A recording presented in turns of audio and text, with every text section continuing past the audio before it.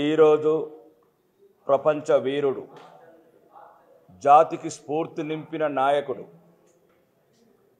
నేతాజీ సుభాష్ చంద్రబోస్ గారి 123వ జయంతి సందర్భంగా Bharatiya Janata party state ఆఫీసులో నివాళులు అర్పించడం జరిగింది. ముఖ్యంగా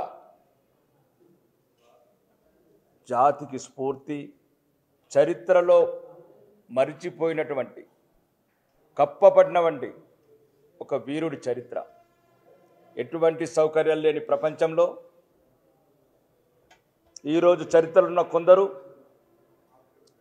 జైలు గోడలలో బుక్కులు రాసుకుంటా టైంపాస్ చేసే సమయంలో ఈ వీరుడు ప్రపంచాన్ని ఎదిరించి జయించి ఈ దేశం నుంచి కుట్రలు కుతంత్రాలు చేసిన భారతీయ నాయకులు, సొంత పార్టీలో నాయకులు, దేశానికి స్వాతంత్రం తెచ్చినామని ఫోటోలు పెట్టుకున్న ఈరోజు చరిత్రలో ఉన్న నాయకులు వాళ్ళ పన్నాగాలు, వాళ్ళ కుట్రలను ఛేదించుకొని కలకత్తా నుంచి బయలుదేరి దేశ విదేశాలు తిరుగుతూ ఆ రోజుల్లోనే ఎటువంటి రవాణా సౌకర్యం లేని టైంలో జర్మనీ కావచ్చు, మాస్కో కావచ్చు, అంటే ఊహించండి ఆ ప్రపంచ వీరుడి చరిత్ర, అతని ఘనత, అతని ధైర్యం, అతని రక్తంతో స్వేదంతో ఆజాద్ హిందూ ఫౌజ్ అనేది సింగపూర్ దేశంలో మొదటి స్వతంత్ర భారత దేశాన్ని ప్రకటించిన ఒక మగధీరుడు, ఒక వీరాది వీరుడు, ఈ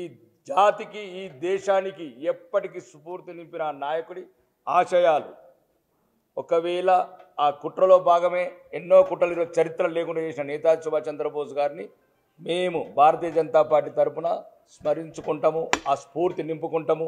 ఈ దేశ యువతకు అతను చేసిన త్యాగాలు, అతను చేసిన గొప్ప పనులు ఇవన్నీ చరిత్రలో మేము మళ్ళీ చరిత్రలో లిఖించి ఈ భవిష్యత్ భారతావనికి, యువ భారతానికి పాఠాలుగా బోధించి ఆ నాయకుడి, ఆ వీరుడి ధైర్య సాహసాలు స్ఫూర్తి నింపుతామని ఈ సందర్భంగా చెప్పడం జరుగుతుంది. జై హింద్. జై హింద్.